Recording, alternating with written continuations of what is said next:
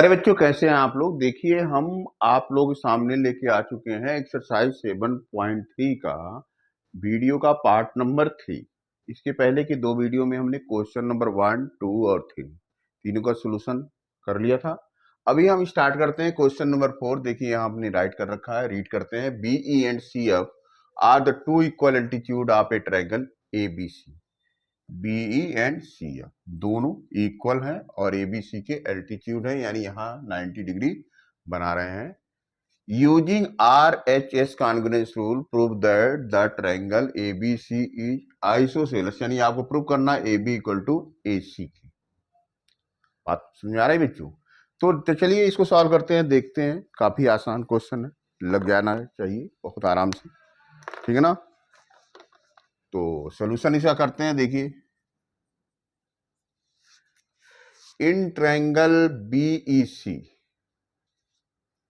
And triangle CFB, देखिए BEC को लेते हैं और CFB को लेते हैं।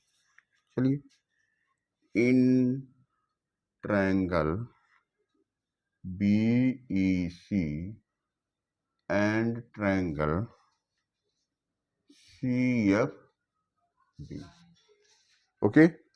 अब इसमें देखिए, एंगल जो BEC है, एंगल BEC इक्वल टू है एंगल CFB। रीजन क्या है? Each 90 degree. BEC और CFB 90 डिग्री है, एल्टीट्यूड है तो 90 डिग्री बनाएगा ही। उसके अलावा देखिए, BC equal to CB base हो गया, जो कि कॉमन है, okay. BE equal to CF, BE equal to CF। ये क्वेश्चन में गिवन है कि एल्टीट्यूड जो है वो इक्वल है, लिख दीजिए गिवन। इस तरह से बच्चों देखिए, एक एंगल दो साइड, यानी अगर आप कहेंगे तो देयरफॉर जो ट्रायंगल BEC है कॉन्ग्रुएंट तो प्रूव हो गया, किसके? ट्रायंगल CFB के, ठीक है ना। अब देखिए ना, इसमें क्या क्या चीजें हैं। पहली बात तो एक राइट एंगल हो गया, एंगल की बात किया जाए तो राइट एंगल R हो गया, और दोनों का हाइपोटेन्यूज कॉमन है BC, ये H हो गया। और एक साइड जो कि B और CF है, वो साइड का काम कर रहा है, तो RHS, ठीक है ना। तो बाई RHS लिख सकते हैं, बाई RHS कॉन्ग्रुएंस रूल, ये प्रूव हो गया, ठीक है ना, कि ये दोनों क्या है? कॉन्ग्रुएंट है। अगर कॉन्ग्रुएंट है तो देखो बच्चों, एंगल BCE जो हो जाएगा, BCE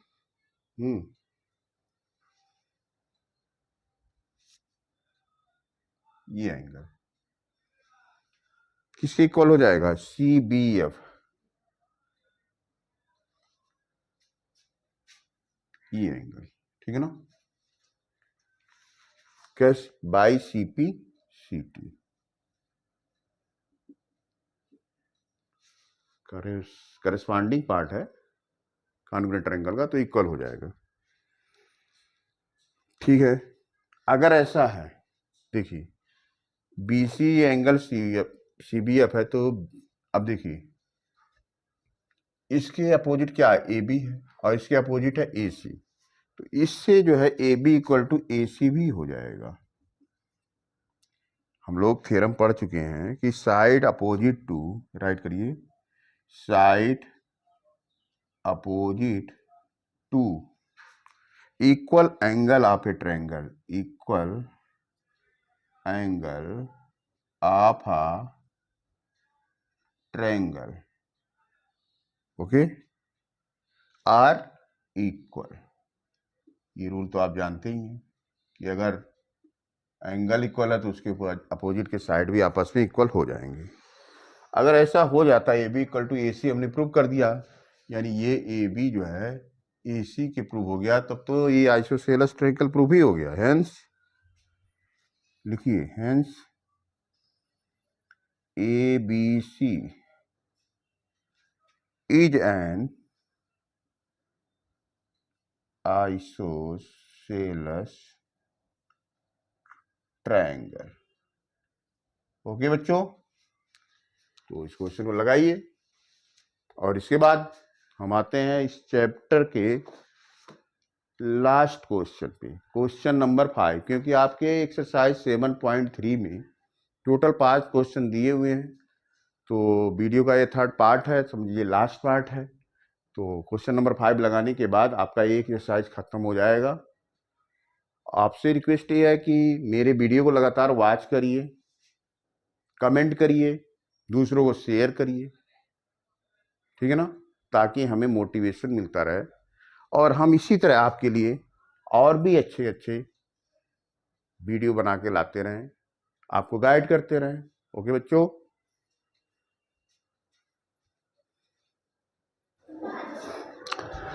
देखिए हम आप पहुंचे हैं क्वेश्चन नंबर 5 पे।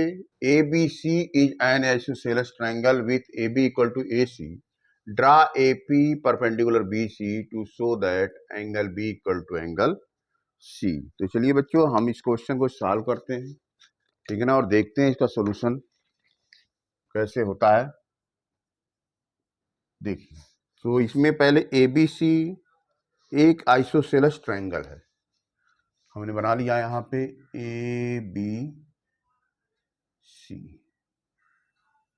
ठीक है ना, आइसोसेलेस ट्रायंगल, यानी ए बी का वैल्यू ए सी के इक्वल यहाँ पे दे रहा है, ठीक है ना। लिखिए सॉल्यूशन में ए बी सी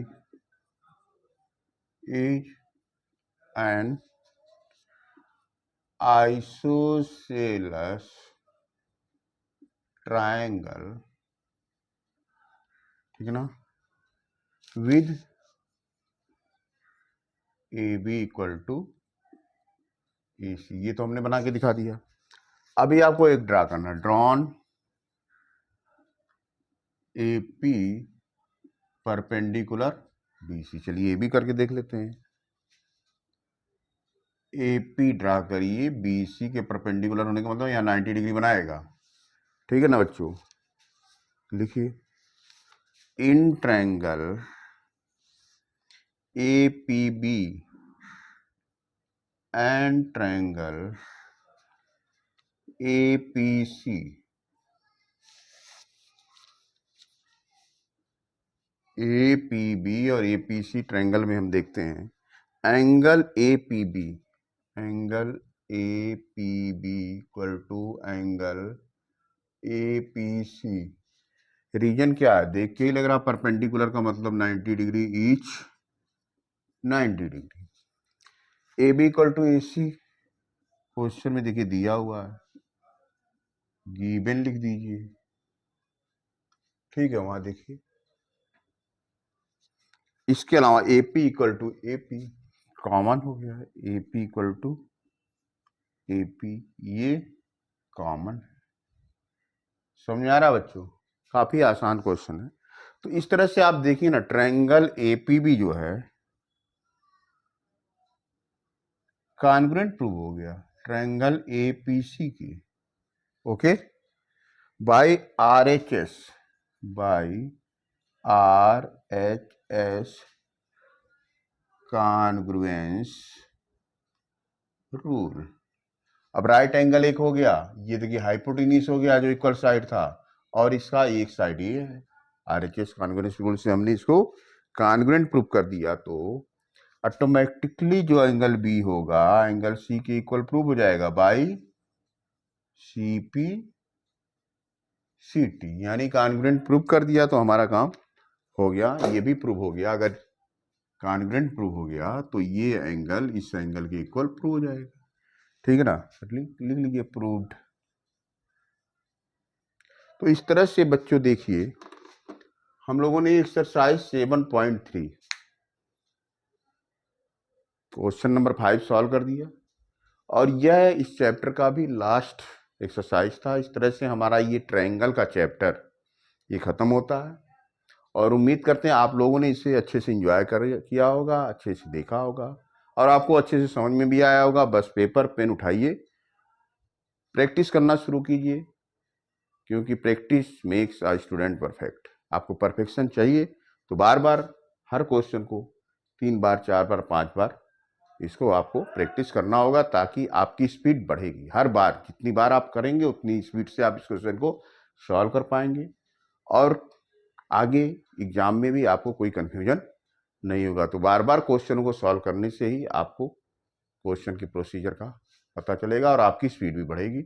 तो बच्चों, इसी एक्सरसाइज के साथ ये वीडियो का पार्ट 3 यहीं खत्म होता है, और इसी के साथ आपका चैप्टर भी फिनिश होता है। मिलते हैं नए चैप्टर के साथ जल्दी। Okay, bye bye.